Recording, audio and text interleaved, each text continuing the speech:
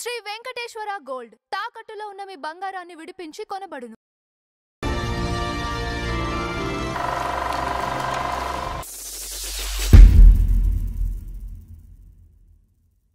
అవళ్ళవారు తొడర్ కథ cinema start చేశాడు ఆయన బాలచంద్ర గారు. తను అనుకున్న ప్రకారం రజనీకాంత్ పిలిచాడు ఆయన. అవళ్ళవారు తొడర్ కథలో తమిళ్లో సుజాత, తెలుగులోనేమో జయప్రద. తెలుగు గురించి మాట్లాడుకుందాం. తెలుగులో జయప్రద. జయప్రద తెలుగులో అయితే ఈవిడ మరదలు ఉంటుంది. ఆవిడ ఈ రజనీకాంత్కి భార్య ఇంట్లోనే ఉంటాడు. ఇతను రికాబ్గా తిరుగుతూ ఉంటాడు, సంపాదన లేక. తెలుగులో అంతులేని కథ. తెలుగులో అంతులేని కథ. ఏం చేద్దంటే ఈ సిస్టర్ ఉద్యోగం చేస్తూ ఉంటుందని, ఈ మమ్మల్ని తేలిగ్గా చూస్తుందని ఆయన భావం. అవును. ఇప్పుడు ఈ సినిమాకి వచ్చేటప్పటికి 3 పేర్లు చెప్పాడు ఆయన. సెలెక్ట్ చేసుకో, పేరుకి వచ్చేద్దాం ముందు. 3 పేర్లు చెప్పాడు. చంద్రకాంత్, రవికాంత్, రజనీకాంత్. ఈ 3 పేర్లు సెలెక్ట్ చేసుకో అన్నాడు ఆయన. ఈయనకే ఇచ్చాడు. శివాజీరావు గైక్వాడ్ బాగోదు. ఇప్పుడు శివాజీ గణేషన్ ఆల్రెడీ ఉన్నాడు ఇక్కడ. శివాజీ గణేషన్ ఉంటే నువ్వు మళ్ళీ శివాజీ అంటే ఈ కన్ఫ్యూజన్ వస్తుంది ఆర్టిస్టులతో. అంచేత ఈ 3 పేర్లు సెలెక్ట్ చేసుకోమని చెప్తే తను రజనీకాంత్ నేను పెట్టుకుంటాను సార్ అన్నాడు. Okay, very good. అక్కడి నుంచి ఆ సినిమా నుంచి రజనీకాంత్గా పేరు పొందాడు, పేరు పెట్టుకున్నాడు ఆయన. ఏమండి, ఈ దీంట్లో ఈయన క్యారెక్టర్ ఏంటంటే లాస్ట్లో వస్తాడు. ఈ సిస్టర్కి ఈయనకి పడదు, బాధ్యత లేకుండా తిరుగుతున్నాడని సిస్టర్ ఎప్పుడు దెప్పి పొడుస్తూ ఉంటుంది. ఒకసారి అయితే తలుపు బయట వేసేస్తే దేవుడే ఇచ్చాడు వీధి ఒకటి, ఇంకా ఇల్లేలా అంటూ పాట పాడతాడు. ఏది నన్నడిగి కన్నారా తల్లిదండ్రులు, నన్నడిగి పుట్టారా పిల్లలు అని ఒక పాట లైన్లో ఉంటుంది. మీకు గుర్తుండే ఉంటుంది పాట. ఏమండి, ఈ పాటతో పాపులర్ అయిపోయాడు రజనీకాంత్. ఆ తర్వాత ఇదే సినిమా మన ఇదైన తర్వాత తూర్పు పడమరలో శ్రీ విద్యకు ఫస్ట్గా లాస్ట్లో వస్తాడు. అంటే ఇలా క్యారెక్టర్లో అంటే టిపికల్ క్యారెక్టరైజేషన్స్ ఇచ్చాడు బాలచంద్ర గారు బిగినింగ్ నుంచి. ఏమండి, అక్కడి నుంచి భైరవి అనే సినిమాతో ఈయన ఒరిజినల్ యాక్షన్ హీరో బయటపడ్డాడు. భైరవి అనే సినిమాతో సూపర్ స్టార్ అయిపోయాడు. అక్కడి నుంచి యాక్షన్ హీరో. ఆ స్టైల్స్, ఈ స్టైల్స్ అని ఒక్కో దాంట్లో ఒక్కొక్కటి ఇంట్రడ్యూస్ చేయటం మొదలు పెట్టాడు ఆయన. ఈ బాలచంద్ర గారు సెలెక్ట్ చేశారు కదండి. ఆయన పిలిచే ముందు ఈయనకి ఎవరు ఆశ్రయం ఇచ్చారనేది ఒకటి చెప్పుకోవాలి. ఇంచేతంటే ఆయన చెప్పుకున్నారు కాబట్టి. విఠల్ ప్రసాద్ అనే తెలుగు అతను రజనీకాంత్కి ఆశ్రయం ఇచ్చాడు ఇన్స్టిట్యూట్ నుంచి బయటకు వచ్చాక. ఇంచేతంటే మొత్తం స్టూడెంట్స్ అందరూ వెళ్ళిపోతారు కదండి. ఆ తర్వాత బాలచంద్ర గారు పిలవటం, తమిళ్ నేర్చుకోమంటాం. తమిళ్ నేర్చుకున్న తర్వాత యాస లేకుండా మాట్లాడమని చెప్పటం. ఇంకా ముందు మరాఠీ కన్నడ కదండి అది. ఆయన అందుకని యాస నేర్పించారు. ఆయన నేర్పించిన తర్వాత 2-3 టేకులు తిన్నా కూడా కరెక్ట్గా గ్రాస్ప్ చేసి పట్టుకున్నాడు ఈయన. ఏమండి, పట్టుకున్నాడు. తర్వాత ఇక ఆయన దీంట్లోనే అపూర్వ రాగంగళ్ళు అంటే తూర్పు పడమర తెలుగులో అపూర్వ రాగంగళ్ళని బాలచంద్ర గారు తీశారు. తూర్పు పడమర ఎదురెదురు అని చెప్పి. ఏమండి, ఆ తూర్పు పడమరగా తీస్తే అది చెప్పాను నేను. గురువుగారి దగ్గర రజనీకాంత్ వచ్చి అడిగితే నేను మోహన్ బాబుని పెట్టానని. సేమ్ క్యారెక్టర్ మోహన్ బాబు చేత వేయించారు ఆయన. ఆ క్యారెక్టర్ అందులో విపరీతమైన పేరు వచ్చింది ఎవరికి, ఇతరికి. ఈ పాటలో ఒక దేవుడో ఇచ్చాడు వీధి ఒకటి పాటలో కూడా ఆ స్టైలు ఇలా వచ్చేవాడండి తాగి.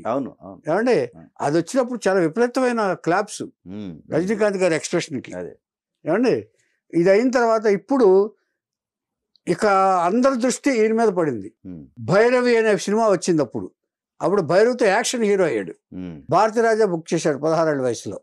అప్పుడు కమల్ హాసన్ ఒక ఈ క్యారెక్టర్ కాళ్ళు పోయిన క్యారెక్టర్, రజనీకాంత్.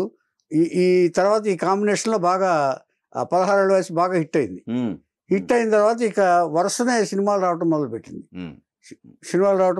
తర్వాత తెలుగులో కూడా పెద్ద హిట్.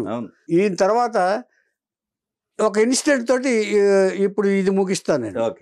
ఒక ఇన్సిడెంట్ అంటే ఇంత అయిన తర్వాత ఈ సినిమాలు వరుసగా వస్తుంటే ఒక ప్రొడ్యూసరు రజనీకాంత్ని బుక్ చేసి 6,000 రూపాయల రెమ్యునరేషన్కి సినిమాకి బుక్ చేశాడు హీరోగా. బుక్ చేసిన తర్వాత అంటే ఇంత జరిగిన తర్వాత కూడా ఎలా జరుగుతాయి అనేది దానికి ఉదాహరణ చేస్తే మర్నాడు కారు పంపిస్తాను మర్నాడు ఇస్తాను, అడ్వాన్స్ ఇస్తాను, అక్కడికి వచ్చాక షూటింగ్ దగ్గరికి వచ్చాకని ప్రొడ్యూసర్ చెప్పాడు. ఏవిఎంలో స్టూడియో షూటింగ్. సరే కారు పంపించారు, రజనీకాంత్కి వెళ్ళాడు. అప్పటికి ఇంకా ఏం సెటిల్ కాలే, ఫైనాన్షియల్గా సెటిల్ కాలే ఆయన. ఈయన అడిగేవాడు కాదేమో, కానీ ప్రొడ్యూసర్కి మీరు అడ్వాన్స్ ఇస్తాన్నారు కదా ఇవ్వండి అని చెప్పి ప్రొడ్యూసర్ని అడిగాడు. ప్రొడ్యూసర్ కోపం వచ్చింది. కోపం వచ్చి ఏడా పెద్ద ఏదో సూపర్ స్టార్ అయిపోయినట్టు ఇచ్చేసేస్తావు నువ్వు, ఇస్తాం ముందు నటించు తర్వాత ఇస్తా అన్నాడు. ఎందుకు నటించాలి సార్ నేను? కోపం వచ్చింది రజనీకాంత్. మీరు నేను చేయిస్తాను అన్నాడు. అయితే వెళ్ళిపో అన్నాడు. వెళ్ళిపోతే ఎలా తీసుకొచ్చారో అలాగే కారులో తెచ్చండి అన్నాడు. నేను కారు ఇవ్వను, వెళ్ళిపో అన్నాడు. అప్పుడు డిసైడ్ చేసుకున్నాడు, మళ్ళీ ఏవిఎం స్టూడియోలో నేను అడుగు పెట్టను, నా కారు నేను కొనుక్కునే వరకు ఏవిఎం స్టూడియోలో అడుగు పెట్టను. అంటే ఇలా కూడా ఉంటారా అని చెప్పేసి ఆ సూపర్ స్టార్ అన్నాడు కదా, సూపర్ స్టార్ అయితే తప్ప నేను ఇచ్చే సూపర్ స్టార్ అవడానికి ప్రయత్నించి సాధిస్తాను అని అనుకున్నాడు. ఆ రోజు ఏవిఎం స్టూడియో నుంచి బయటపడ్డాడు. బయటపట్టిన తర్వాత ఇక తన స్టార్ గురించి ఎదురు చేయటం మొదలుపెట్టాడు. ఆ తర్వాత రిలీజ్ అయిన సినిమాలన్నీ రజనీకాంత్ని భైరవి సినిమాలోనే 40 అడుగులు కటౌట్ పెట్టారండి. కటౌట్ పెట్టిన తర్వాత దాంట్లో అతని యాక్షన్ సీక్వెన్స్ చూసి ప్రేక్షకులు క్లాప్స్ కొడుతూ సూపర్ స్టార్ అని కామెంట్ చేశారు. అక్కడి నుంచి ఈ పత్రికలన్నీ ఇక సూపర్ స్టార్ చేసేసి సూపర్ స్టార్ అని రాయటం మొదలుపెట్టింది. బిరుదు ఇచ్చేశారు. దీని తర్వాత ఇక అక్కడి నుంచి వరుస సినిమాలు అయింది. కెఎస్ రవికుమార్, ముత్తు, అన్నామలై, భాష. ఇక ఇది అనుకుంటా, నేను అనుకోవటం ఈ కాంబినేషన్ మీరు అన్నారు చూసారా, ఆయనకి ఛాలెంజ్ చేసి ఏవిఎం సూపర్ స్టార్ అన్నారు చూసారా, ఈ డైరెక్టర్ కాంబినేషన్ ఇద్దరిది ప్లస్ అయింది. ఆయన కెరీర్ కి ప్లస్ అయింది. అది తర్వాత ఇక వరుస సినిమాలు తిల్లు ముళ్ళు ఏమండి, ఆ తర్వాత ముగ్గురు 3 వేషాలు టైటిల్ లేదు తమిళ్, ఇవన్నీ తమిళ సినిమాలు చెప్తున్నాం ఏమండి. ఇక ఆ తర్వాత ఇక వరుసగా లేటెస్ట్ గా పడయప్ప, వరుసగా నరసింహ. పడయప్ప అంటే నరసింహ ఏమండి. ఆ తర్వాత భాషతోటి విపరీతమైన కేసు వచ్చింది. సురేష్ కృష్ణ భాష తెలుగులో పుస్తకం కూడా రాశారు, అది నా దగ్గర ఉంది. ఇక వరుసగా రజనీకాంత్ సినిమాలో ఇక వరుస సినిమాలు హిట్ అండి. కెఎస్ రవికుమార్ డైరెక్షన్ లో అయితే 3-4 సినిమాలు సూపర్ హిట్స్ అయినాయి ఏమండి. ఆయన ముత్తు అనేది 3000 కోట్లు గుర్తుండే ఉంటుంది మీకు ఏమండి. అన్నామలై ఏమండి. తర్వాత ఇది శివాజీ గణేషన్తో ఒక పిక్చర్ చేశారు ఆయన. శివాజీ గణేషన్, సౌందర్య, రమ్యకృష్ణ, నరసింహ. ఆ నరసింహ చేశాడు. ఆ దాంట్లో ఉయ్యాలు ఇది కూర్చోవటం, ఈ స్టైల్గా ఆ అమ్మాయి 18 ఏళ్ళు రూమ్ లోంచి బయటకు రాకపోవటం, ఇవన్నీ తోటి ఆ డైలాగ్ మాడ్యులేషన్కే అతని స్టైల్కి జనాలు తమిళనాడు కానీ తెలుగునాడు కానీ విపరీతమైన క్రేజీ ఆర్టిస్ట్ అయిపోయాడు రజనీకాంత్ గారు. ఇక ఆయన్ని వెనక్కి తిరిగి చూసుకునే ప్రసక్తే లేదు ఏమండి. ఇట్లాంటి పరిస్థితి ఉండగా ఆయనకి మన షావుకార్ జానకి గారి ఇంట్లో షూటింగ్ జరుగుతుండగా ఒక స్టూడెంట్స్ బ్యాచ్ వచ్చింది ఇంటర్వ్యూ చేయడానికి. అందులో ఒక అమ్మాయి ఈయన క్వశ్చన్లు అడిగింది రజనీకాంత్ గారిని. రజనీకాంత్ని చాలా ఇదిగా స్టైల్గా సమాధానం చెప్పాడు. ఆ అమ్మాయికి కూడా ఇంట్రెస్ట్ వచ్చింది. ఆ అమ్మాయి పేరు లత. లత పేరు వచ్చేటప్పటికి ఆ అమ్మాయి ఒక ఇంప్రెషన్ కలిగేటప్పటికి నువ్వు నన్ను పెళ్లి చేసుకుంటావు అని అడిగాడు ఈయన. పెళ్లి చేసుకుంటావు అంటే నేను ఆలోచించి చెప్తాను, పెద్దవాళ్ళని అడుగుతానని. దీనికంటే ముందు ఒకటి జరిగింది. ఈ సూపర్ హిట్లు అయిపోయింది కదండి. ఇక టైం అంటూ లేకుండా సినిమా సినిమా ఒప్పుకుంటూ రాత్రి పగలు 3 షిఫ్టులు చేస్తూ 36 సినిమాలు చేసాడు ఒక 3 సంవత్సరాలు. 36 సినిమాలు చేసేటప్పటికి ఈయన బ్రెయిన్కి అప్సెట్ అయిపోయింది. 36 సినిమాలు చేయటం, తర్వాత సిగరెట్లు తాగటం, పార్టీలో మందులు నైట్ అయ్యేటప్పటికి అలిసిపోయి వచ్చి మందు తాగటం, ఇవన్నీ అయ్యేటప్పటికి బ్రెయిన్ అప్సెట్ అయిపోయింది. బ్రెయిన్ క్లాట్ అయిపోయింది. అయిపోయేటప్పటికి పిచ్చి పిచ్చిగా బిహేవ్ చేయటం మొదలుపెట్టాడు. అరవటం, కరవటం, ఏదైనా చిన్న విషయాలకి కోప్పట్టం వచ్చేసింది. కోప్పట్టం వచ్చేటప్పటికి అప్పటికే అతనికి ఒక ఆవిడతో పరిచయం ఉంది. ఎవరు?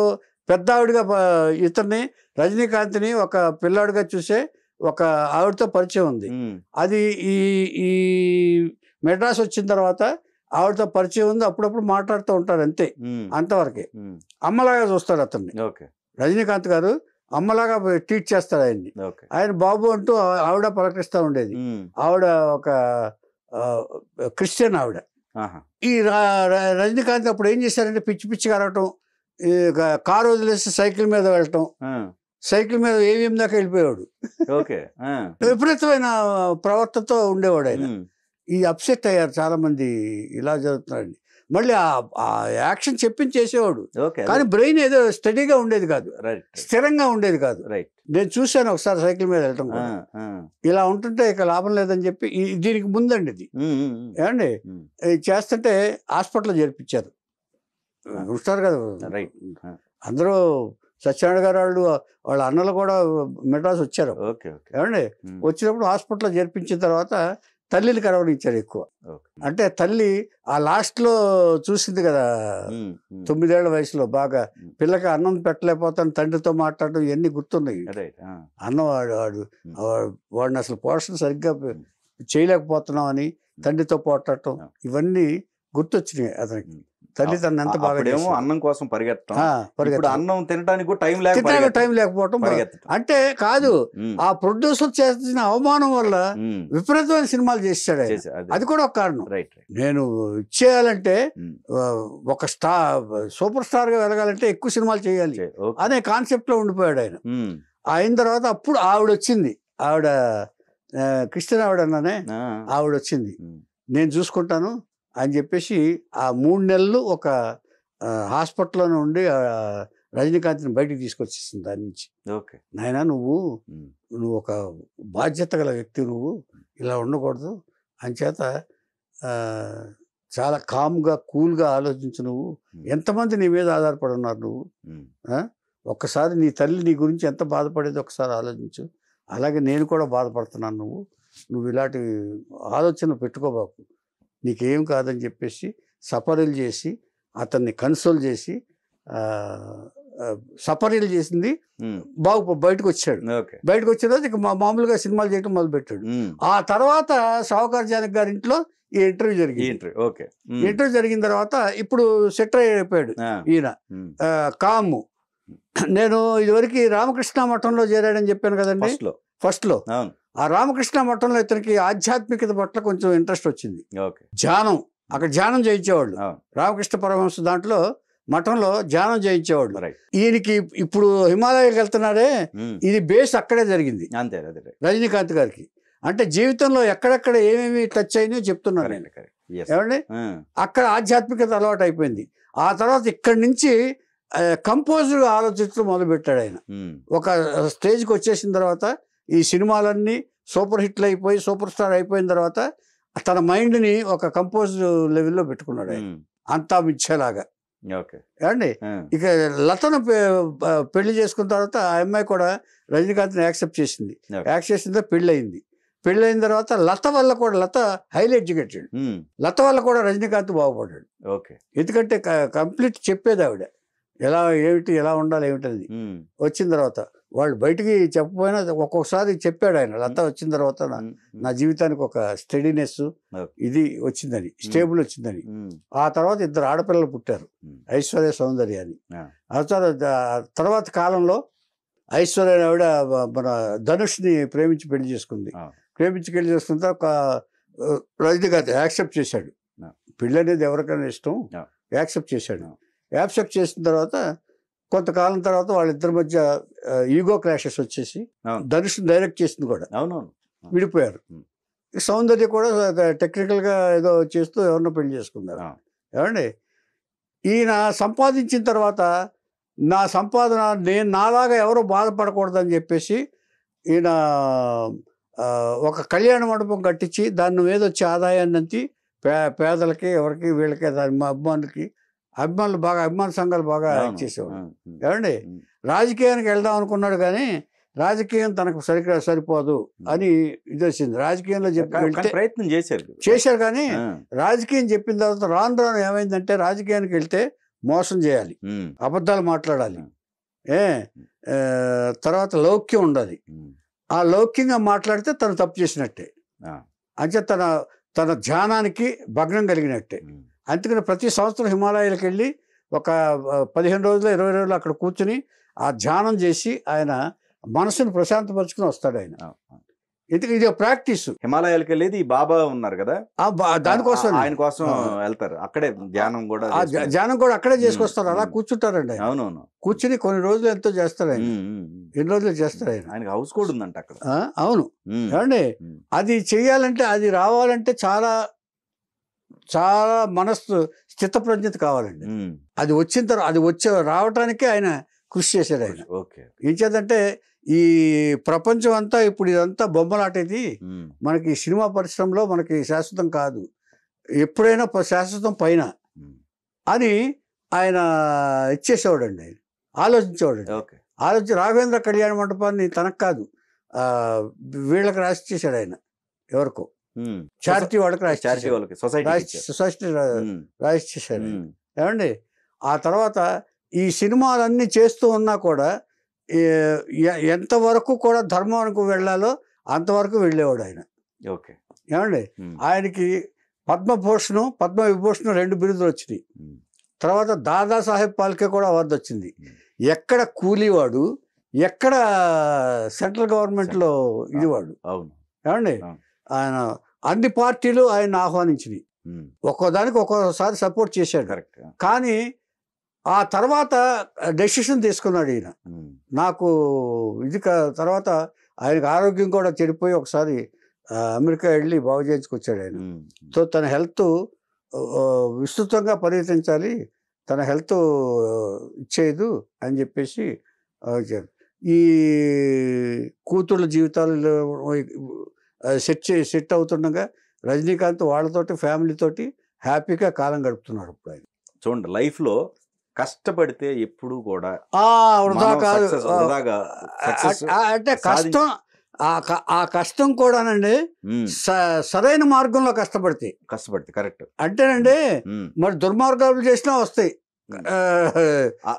పొజిషన్. కరెక్ట్. అలా కాదు, ఈయన ఎప్పుడు కూడా తన కష్టాన్ని తన వీక్నెస్ ఏంటో తెలుసుకుని తన వీక్నెస్ ని బలంగా మార్చుకున్నాడు, ప్లస్ గా మార్చుకున్నాడు. తన కలరు ఇదే తన నల్లబొగ్గు ఏంటో నువ్వు అని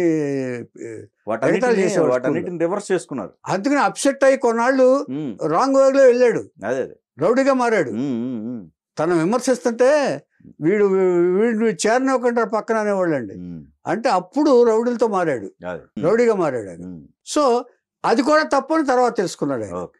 తర్వాత తెలుసుకుని ఎప్పుడు వచ్చిందంటే ఆయనకి ఈ అవమానాలని భరించిన తర్వాత, ఎవరెవరు అవమానాలు వచ్చి అన్ని భరించిన తర్వాత అవన్నిటి మర్చిపోయి గుర్తుపెట్టుకోకూడదు మన మనుషులు అని చెప్పేసి ఒక సాత్వికమైన ఆలోచన వచ్చేసి అందరినీ సమానంగా చూడాలి, అందరిని చేసి అని ఒక ఇచ్చేస్తారండి. కానీ ఇంకోటి చూడండి, ఇండస్ట్రీలో ఈ కాంపిటీషన్ ఏదైతే ఉందో అప్పటికి సీనియర్స్ ఉన్నారు, కాంపిటీషన్ ఉంది. కానీ నేను ఒక్కడిగా మిగలాలి, నా స్టైల్ ఎప్పటికీ అదేనండి మిగిలిపోవాలని ఇప్పుడు ఆయన నాగేశ్వరరావు గారు చెప్తా ఉంటారే, అది రజనీకాంత్ కూడా వర్తిస్తుంది. నా వీక్నెస్ ఏదో నాకు తెలుసు, అంచేత రామారావు గారు పక్కన నేను యాక్ట్ చేయనన్నాను, ఇంచేత నేను తేలిపోతాను. కాబట్టి ఇలాంటి రజనీకాంత్ తను ఏదో చేయాలి వీళ్ళందరి మధ్యలో, తను ఏదో స్పెషల్ గా చేయకపోతే నేను ఆర్టిస్ట్ గా నిలబడను అని అనుకున్నాడు. ఆయన ఆ స్టైల్ డెవలప్ చేసుకుని మాస్ హీరో అయ్యాడు ఆయన. అంచేత రజనీకాంత్ కష్టపడ్డట్టు హమాలి నుంచి, అంటే కూలివాడి నుంచి సూపర్ స్టార్ గా ఎదగటం, దాదాసాహెబ్ పాల్కే అవార్డు గ్రహీతగా పద్మ విభూషణగా ఎదిగాడంటే ఆయన యొక్క దాన్ని ఏమనుకోవాలి చెప్పండి. ఇప్పటికీ సూపర్ స్టార్ ఆయన. అవును, టిల్ ది స్టేట్ మనం మాట్లాడుకునేంత వరకు సూపర్ స్టారే. ఇప్పుడు ఆయన గనక డేట్స్ ఇచ్చారంటే వండర్ఫుల్ థింగ్ కింద భావిస్తారు అందరూ. ఎన్ని 100 కోట్లు ఇవ్వడానికైనా సిద్ధంగా ఉన్నారు. 100 కోట్ల బిజినెస్ ఇప్పుడు ఆయన మీద ఎంతో మంది ఆధారపడ్డారు. తర్వాత ఆయన మర్చిపోయాను నేను చెప్పడం, ఇది కూడా తనకు ఎవరైతే సాయం చేశారో రూమ్ లో పెట్టుకున్నా చూసారా, వాళ్ళకి ఒక ఫ్లాట్ కొనిచ్చి వాళ్ళకి ఏం కావాలో అది చేసి ఒకతనే ఉద్యోగం పెట్టుకున్నాడు తన దగ్గర. ఏమండి తర్వాత ఇంతకంటే గొప్ప విషయం, గొప్ప వ్యక్తి ఎవరు ఉన్నారంటే రాజాబాద్ అనే వ్యక్తి అతనికి పంపించారు కదండి. అతనికి చేస్తానంటే రాలా. వద్దురా, నువ్వు అప్పుడప్పుడు నన్ను వచ్చి చూస్తూ పోతా ఉండు, మర్చిపోలేదంటున్నా నేను అనేది. నేను నడిచిన నేలని నడిపించిన వారిని మర్చిపోలేదని చెప్పాను చూసారా. ఇది చేశాడు ఆయన. అందరికి తనకు సహాయం చేసిన వాళ్ళందరికీ ఒక ఇల్లు ఫ్లాట్లు కొనిపెట్టించి వాళ్ళకి ఏం కావాలో అది డబ్బు ఆర్థిక సాయం చేశాడు ఆయన. రాజాబాద్ర మాత్రం రానన్నాడు. నేను చేసిన దానికి నేను చేయను, నువ్వు అప్పుడప్పుడు నన్ను గుర్తుపెట్టుకుంటున్నావు కదా, అది చాలు నాకు. రజనీకాంత్ నా స్నేహితుడు అని చెప్పుకుంటాను నేను. గొప్ప వ్యక్తిత్వం ఆయన, ఇంకా గొప్ప వ్యక్తిత్వం. అదే చెప్తున్నాను నేను. చేస్తానన్న కూడా రాలేదండి. అయితే ఒకళ్ళు తీసుకొచ్చి తన సెక్రటరీకి పెట్టుకున్నాడు, తన సాయం చేసిన వాళ్ళు రూమ్ లో. ఇది చెప్పుకోకపోతే మనం రజనీకాంత్ కథ సఫలం కాదు, పూర్తి కాదు, సంపూర్తి కాదు. రజనీకాంత్ ఎవరిని మర్చిపోలేదండి. తనకు సాయం చేసిన వాళ్ళని, తనకి ఉపయోగపడిన వాళ్ళని ఎవరిని మర్చిపోలేదు. కానీ తనకు అన్యాయం చేసిన వాడు మాత్రం మర్చిపోయాడు. అది గ్రేట్నెస్. తనను అవమానించిన వాళ్ళు మర్చిపోయాడు. అది ఇప్పుడు మనం నీతి నేర్చుకోవాల్సింది ఏంటంటే, పెరిగిన తర్వాత అంటే ఆవేశంలో యువకుడుగా ఉన్నప్పుడు ఆవేశం ఉండటం సహజం, అంటే కోపం రావటం సహజం. కానీ ఒక స్టేజ్ వచ్చిన తర్వాత ఆ కోపాన్ని అదుపులో పెట్టుకుని సాత్వికంగా ఆలోచించి అందరూ బాగుండాలి, అందులో మనం ఉండాలి అనుకునే మనస్తత్వం కలిగి ఉండటం అనేది పెద్దవాళ్ళు అయిన తర్వాత ఇది గొప్ప విషయమే. లేకపోతే నాకేంటి, నాకు ఇన్ని 100 కోట్లు ఉన్నాయి, నేను ఇది సూపర్ స్టార్ని అంటే. ఇంకొక విషయం చెప్పాలి మీకు, ఈ సూపర్ స్టార్ అయితే ఈయన ఎలా ఉండేవాడు అంటే చాలా సాఫ్ట్గా, ఏదైనా రివర్స్ కొట్టాలంటే చాలా సాఫ్ట్గా ఉండేవాడు. జయలలిత చీఫ్ మినిస్టర్ అయింది. చీఫ్ మినిస్టర్ జయలలిత పక్కనే ఈయన ఇల్లు. వెళ్ళాలంటే ఆ ఇంట్లోంచి వెళ్ళాలి. ఒకసారి పోలీసులు ఆపేశారు ఆ స్ట్రీట్ దగ్గర, ఆ స్ట్రీట్లే ఎంట్రన్స్ లో ఇది పెడతారు కదా బార్కేడు, ఆపేశారు. ఆపేస్తే నేనే మా ఇంటికి వెళ్ళాలి అన్నారు. కుదరదండి, చీఫ్ మినిస్టర్ గారు పర్మిషన్ లేదన్నారు. అలాగా అయితే ఓకే అది కారు బాయినెట్ మీద ఎక్కాడు, బీడీ తీశాడు, బీడీ తీసి వెలిగించాడు. ఇలా అన్నారు. మొత్తం జనాలందరూ వచ్చేసారు, బయటకు వచ్చేసి కారులో కూర్చోలే, బయట బాగానికి వచ్చేటప్పుడు జనాలందరూ వచ్చేసేది. రజనీకాంత్ సూపర్ స్టార్, రజనీకాంత్ జై జై జై అంటారు. ఇది జయలలిత తెలిసింది. జయలలిత ఏంటయ్యా గొడవ అని చెప్పి పిలిచింది, అడిగితే ఇలా రజనీకాంత్ గారు వచ్చారు.